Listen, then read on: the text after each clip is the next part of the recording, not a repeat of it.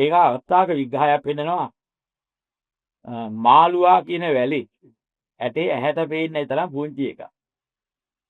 බොහොම ඉතාම කුඩායි. අබෑටයක් තරම්වත් නැහැ. ඒ තරම් සියුම් ඇටයක්. මේ මාළුවා ඇටේ කියලා කොයි හරි වැටුණාට පස්සේ කෙස් ගහක් වාගේ පුංචි වැලක් තමයි ඉතලා පටන් ගන්න. කෙස් ගහක් වාගේ තමයි වැල ඇටේ දියලා පැලවිලා ඉන්නේ. කෙස් ගහක් වාගේ ඇදිලා තමයි මේක ඇදිලා ඉන්නේ.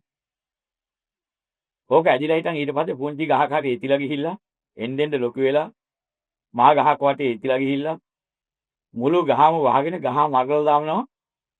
ඒ තරම් විශාල වැලක් වෙලා. මේ මාළුවා වැලේ හැදෙන්නේ බොහොම පුංචිය. දැන් බුදුරජාණන් වහන්සේගේ එක දේශනාවක තියෙනවා ඔය මාළුවා ඇටයක්. ඔක හුලක යනවා. හුලකට තමයි දූල් බල්ල යනවා කියලා කියන්නේ. ඒ වගේ පුංචි දූල් ප්‍රයාණයක් එක්කලා හුලකට අහුවිලා ගිහිල්ලා දේවතාවෙක් ඉන්න විමානයක් තියෙන දෙනක වැටෙනවා. ගහකුත් දේවතාවන්ගේ විමානයක් ළඟ ගහක් ළඟ. අර දේවතාවා මේක දැකලා අනන්න පටන් ගන්නවා. මහා විනාශයක් වෙන්න යනවා. අනිත් දේවතාවෙක් වගේ නම් අපි වැදක් කොට වින්ද යන වගේ විමාන වැඩි කල්යන් ඉඳලා විනාශ වෙනවා. මොකක්ද දැකලාද අනන්නේ දුක් වෙන්නේ?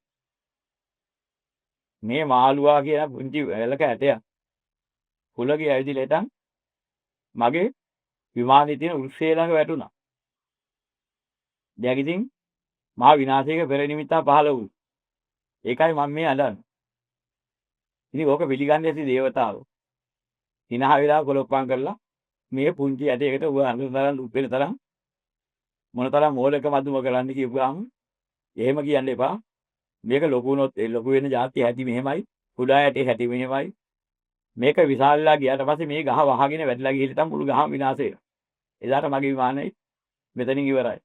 මට වෙන විමන් හදන්න වෙනවා හොයාගන්න වෙනවා. මෙහෙම කිනුලා ඒක තේරුම් ගත්තේ නැති දේවතාවෝ සනසනවලු අර විදියට. ඕක ගණන් ගන්න එපා. මොනරෙක් හරි ඕක කාලයයි. ඕක බොල් වෙලා හරියයි. ඉතින් ඒ කියමන ආගෙන හිටියොත් එහෙම මොකද නා දේවතාවට නමුත් මොනරෙකුට කන්න පුළුවන් ඇටයක් නෙමෙයි ඒක. ඒක සතෙක් විනාශ කරන්න පුළුවන් භූමි කන්නේ જાතිය හේකුත් නෙමෙයි.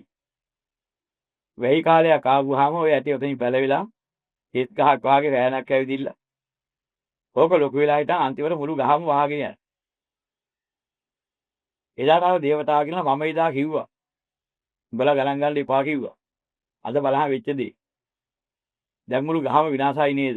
මගේ විමානෙත් ඉවරයි. මේ වැල ගිහිලා ඉතාලම කෙන්ද වගේ ඇදිලා මෙහෙම විනාශ වෙලා මගේ විමානෙත් විනාශ වුණා කියලා දේවතාව දුක් වෙනවා. දැන් මේක දේශනාවේ ලියන කතාව.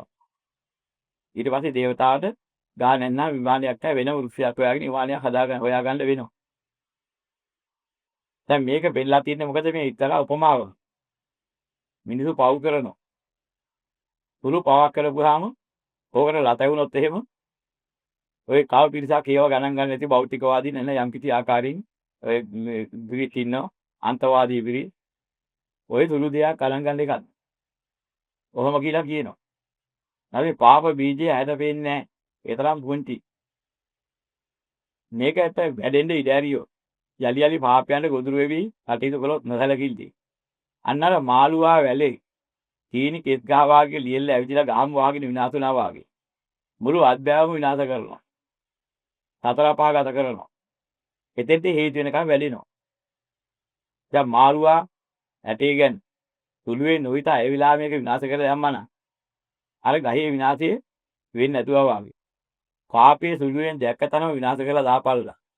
එහෙම කරගත්තොත් පාපය නිසා ඇතිවෙනා මහා භයානක විපතට ඔබලන්ට පත් වෙන්නේ නැහැ කියලා බුදුරජාණන් වහන්සේ ඔය මාළුවා වැලේ සිද්ධිය උපමා කරලා ධර්ම දේශනාවක් කළා.